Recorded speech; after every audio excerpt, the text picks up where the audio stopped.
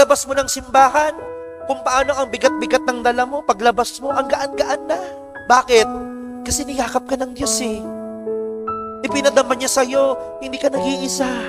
Nandito ako, mahal kita.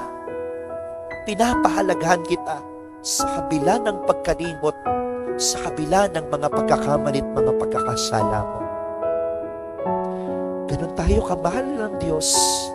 Waldas, todo-todo, kahit hindi tayo karapat-dapat sa Kanyang pagmamahal. Sana, huwag nating abusuhin. Hindi natin nalalaman kung hanggang kailan tayo nabubuhay.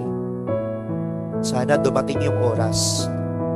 Sana, kapag umasa ang Diyos sa'yo na magbabalik ka, dumating yung oras na katulad ng pagmamahal niya sa'yo, katulad ng pagpapahalaga niya sa'yo, mahalin din natin at pahalagahan ang Diyos na nagmamahal sa'yo ng lubos. Linggo-linggo siyang naghihintay sa'yo. Araw-araw siya na umaasa sa'yo. Sana hindi natin siya paasahin.